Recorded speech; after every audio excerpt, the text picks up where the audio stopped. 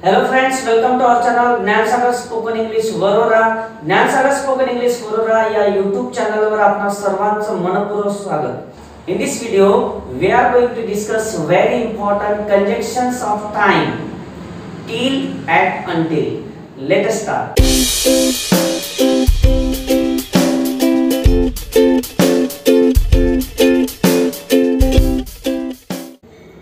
Till until.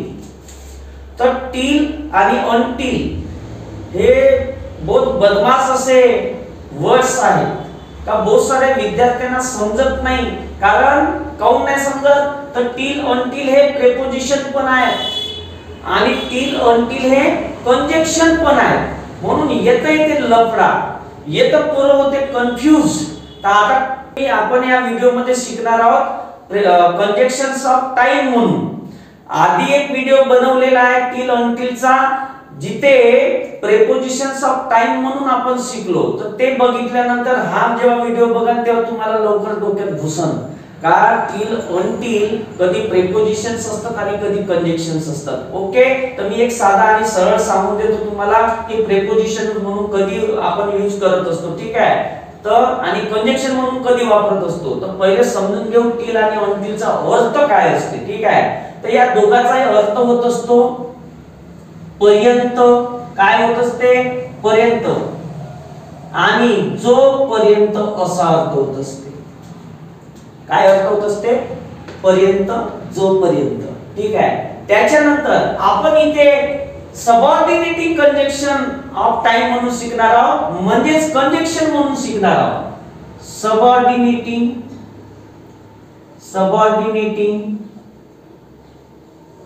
conjunctions of time. ठीक आहे, एक कंजंक्शन म्हणून या दोघांचा आपण वापर करत आहोत. म्हणजे शिकायचं आहे टिल आणि अंटिल ऍज अ कंजंक्शन्स म्हणून आपण करत असतो. तर कोणता conjunction subordinating conjunction of time. म्हणजेच टिल आणि अंटिल हे जे दोन्ही कंजंक्शन आहेत हे ऍक्शन म्हणजे सेंटेन्सच्या आधी येणार. आय रिपीट, जेव्हा आपण टिल अंटिल ऍज कंजंक्शन म्हणून वापरतो तेव्हा ते एका क्लॉजच्या आधी येत असतात, सेंटेन्सच्या आधी येत असतात, म्हणजे एखाद्या ऍक्शनच्या आधी येत असतात. ठीक आहे, आणि प्रेपोजिशन म्हणून जेव्हा वापरतो तेव्हा ते पर्टिक्युलर टायमिंगच्या नाउनच्या आधी येत असतात. तर हा फरक आहे, हे लक्षात ठेवायचं. ठीक आहे, तर सेंटेन्सच्या एखाद्या क्लॉजेसच्या आधी येत असतात. म्हणजे we use to join two clauses, म्हणजे दोन क्लॉजेस जॉइन करण्यासाठी आपण टिल आणि अंटिलचा वापर करत असतो. ठीक आहे, जोडण्यासाठी आपण वापर करत असतो. ठीक आहे, अर्थ पर्यंत आणि जोपर्यंत. तर सबऑर्डिनेटिंग कंजंक्शन ऑफ टाइम आहे, बिफोर एका सेंटेन्सच्या आधी येत असतात म्हणून ते कंजंक्शन्स आहेत. आणि दोन क्लॉजेस जोडण्यासाठी या दोघांचा पण वापर करत असतो. ठीक आहे, तर मग आता सर टिल आणि अंटिल हे दोन्हीचा अर्थ सारखाच होते, दोघे सारखेच आहे. तर मग फरक काय. तर एक लक्षात ठेवायचं, हा जो टिल बाबा आहे हा इनफॉर्मल आहे. काय आहे इनफॉर्मल. इनफॉर्मल म्हणजे आपण मित्रांसोबत रिलेटिव्ह सोबत नातेवाईकांसोबत जेव्हा बोलतो तेव्हा पर्यंत किंवा जोपर्यंत या अर्थाने टिलचा वापर करायचा.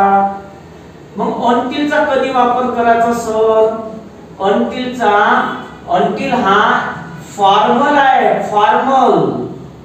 ठीक आहे, फॉर्मल म्हणजे याचा वापर पर्यंत आणि जोपर्यंत या अर्थानं लेटर मध्ये नोटिसेस मध्ये म्हणजे ऑफिशियल ठिकाणीच फक्त वापरल्या जात असते. तर हा फरक आहे गण्या, लक्षात घे.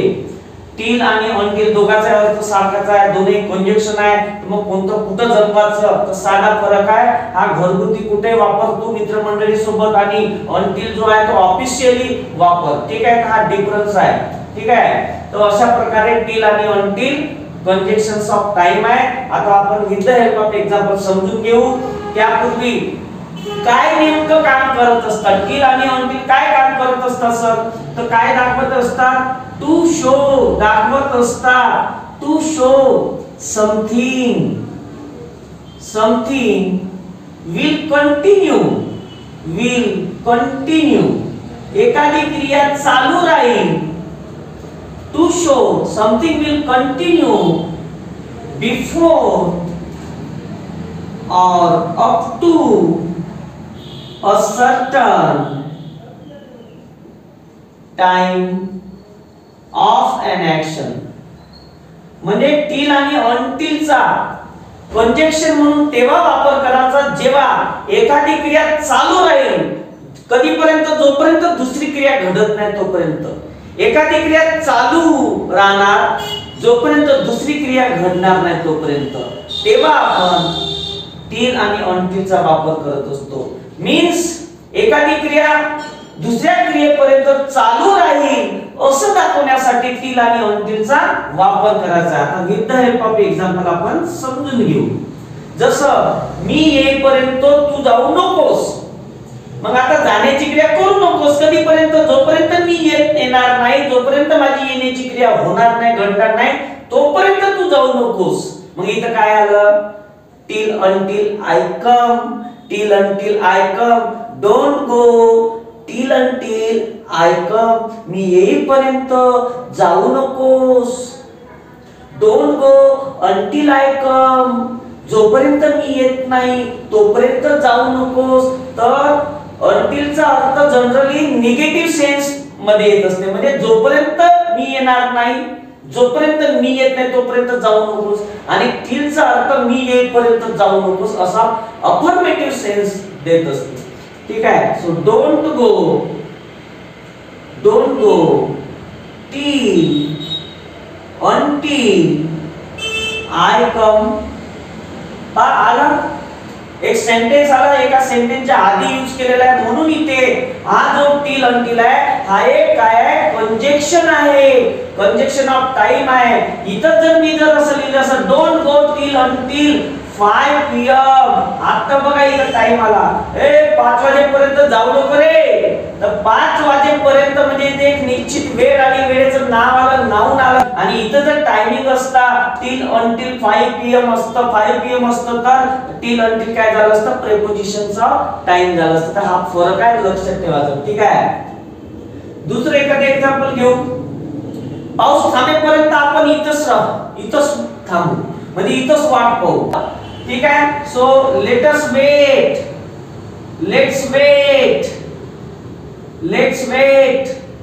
till until आपण वाट पाहू कधीपर्यंत it stops raining let's wait वाट बघू till until it stops raining म्हणजे पाऊस पडणं थांबेपर्यंत आपण इथे थांबू म्हणजे दुसरी क्रिया जोपर्यंत होणार नाही तोपर्यंत आपण इथे थांबू असा अर्थ झाला ठीक आहे तर until it stops raining let's wait म्हणजे जोपर्यंत पाऊस पडणे थांबत नाही तोपर्यंत आपण इथे थांबू till चा अर्थ let's wait till it stops raining पाऊस पडणं थांबेपर्यंत आपण इथे थांबू till पर्यंत दाखवते ना until जोपर्यंत थांबणार नाही तोपर्यंत आपण इथे थांबू असा म्हणजे हा until जो आहे हा निगेटिव्ह सेन्स देते आणि till जो आहे हा अफर्मेटिव्ह सेन्स देत असते तर हा सुद्धा एक फरक आहे till आणि until मध्ये until जोपर्यंत नाही तोपर्यंत आणि till फक्त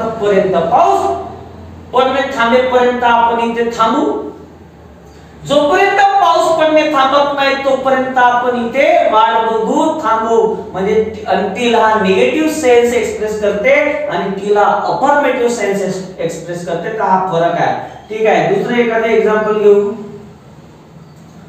आदेश मिळेपर्यंत मी हे ठिकाण सोडू शकत नाही so I can't leave this place until I get the order म्हणजे आदेश मिळेपर्यंत मी हे ठिकाण सोडू शकत नाही I can't leave this place till I get the order. आदेश मिळेपर्यंत मी हे ठिकाण सोडू शकत नाही. I can't leave this place until I get the order. आदेश जोपर्यंत मिळणार नाही तोपर्यंत मी हे ठिकाण सोडणार नाही किंवा सोडू शकत नाही. तर अंटिलचा अर्थ जोपर्यंत नाही तोपर्यंत निगेटिव्ह सेन्स, टिलचा अर्थ पर्यंत, आदेश भेटेपर्यंत मी हे ठिकाण सोडू शकत नाही. Okay, one more example. Shilpi doesn't start cooking. शिल्पी स्वयंपाक बनवायला सुरुवात करत नाही. कधीपर्यंत नाही करत? सुरुवात स्वयंपाक करायला कधीपर्यंत नाही करत? till or until her husband comes home. शिल्पी तोपर्यंत स्वयंपाक करायला सुरुवात करत नाही जोपर्यंत तिचे हसबंड घरी येत नाही. म्हणजे तिचे हसबंड घरी येईपर्यंत ती स्वयंपाकाला सुरुवात करत नाही. म्हणजे जोपर्यंत शिल्पीचे हसबंड घरी येत नाही तोपर्यंत शिल्पी स्वयंपाक करायला सुरुवात करत नाही. बघा इथं टिल आणि अंटिलच्या नंतर हर हसबंड कम्स होम, म्हणजे जोपर्यंत तिचे हसबंड घरी येत नाही तोपर्यंत शिल्पी डझंट स्टार्ट कुकिंग. शिल्पी स्वयंपाक करायला सुरुवात करत नाही. तर एक क्रिया कंटिन्यू राहणार जोपर्यंत दुसरी क्रिया घडत नाही. अशा अर्थाने आपण टिल आणि अंटिल ऍज कंजक्शन्स ऑफ टाइम म्हणून यूज करतो. म्हणजे कशाला जॉइन करतात? सेंटेन्सला जॉइन करतात. कशाला? सेंटेन्सला. हे बघा, इट स्टॉप रेनिंग, आहे का नाही? I come, I get the order, her husband comes home. तर सेंटेन्सच्या आधी जे येतात तेव्हा ते काय असतात? कंजक्शन्स ऑफ टाइम. ओके, तो असा आहे कीर्तन. आता एक यूज सांगतो तुम्हाला, अंटिलचा एक वापर सांगतो. परफेक्ट टेन्स सोबत अंटिलचा वापर केला जात असते. म्हणजे जोपर्यंत एखादी क्रिया पूर्ण होत नाही तोपर्यंत एखादी गोष्ट चालू राहील, एखादी क्रिया चालू राहील. कधीपर्यंत? जोपर्यंत एखादी क्रिया पूर्ण होत नाही तोपर्यंत. तर तेव्हा त्या अर्थाने आपण म्हणजे जोपर्यंत एखादी क्रिया पूर्ण होत नाही तोपर्यंत दुसरी एक पहिली क्रिया चालू राहील अशा वेळेस अंटिलचा वापर करत असतो. ठीक आहे. तर अंटिल नंतर काय येत असते? सब्जेक्ट येत असते, हॅव येत असते, हॅड येत असते आणि इकडे पास्ट पार्टिसिपल यूज करत असतो. काय यूज करत असतो? Past participle. हा एक अंटिलचा as a conjunction of time म्हणून यूज आहे. ठीक आहे. आता लक्ष द्या, जोपर्यंत तू खाणं संपवणार नाही, फिनिश करणार नाही ईटिंग, तोपर्यंत मी इथेच वाट बघतो. म्हणजे एखादी क्रिया चालू राहील कधीपर्यंत? जोपर्यंत दुसरी क्रिया कंप्लीट होत नाही तोपर्यंत. तर तेव्हा आपण अंटिलच्या नंतर पास्ट पार्टिसिपलचा एक यूज करत असतो. जसं for example, I will wait here until you have finished eating. जोपर्यंत तू खाणे संपवणार नाही, ईटिंग करण्याची क्रिया पूर्ण होणार नाही तुझी, तोपर्यंत मी इथेच वाट बघीन. I will wait here, मी इथेच वाट बघणार. until you have finished eating, म्हणजे जोपर्यंत खाण्याची क्रिया पूर्ण होणार नाही तोपर्यंत मी इथेच वाट बघणार. म्हणजे एखादी क्रिया चालू राहील जोपर्यंत एखादी क्रिया पूर्ण होणार नाही. अशा वेळेस आपण untilचा वापर करत असतो. This is also very important use of until. एखादं दुसरं एक्झाम्पल, जोपर्यंत आम्ही खाणे संपवलं नाही, पूर्ण झालं नाही आमचं खाणं, तोपर्यंत त्यांना आम्हाला ड्रिंक ऑफरच नाही केला. ठीक आहे. सो ही डिडंट ऑफर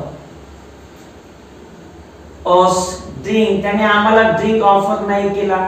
कधीपर्यंत? until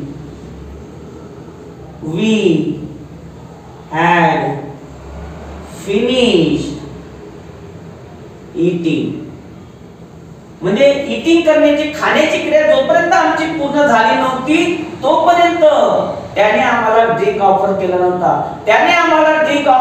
नव्हता जोपर्यंत आम्ही खाण्याची क्रिया पूर्ण केली नव्हती तोपर्यंत, असा त्याचा अर्थ झाला. So that's all about till until conjunctions of time, subordinating conjunctions of time.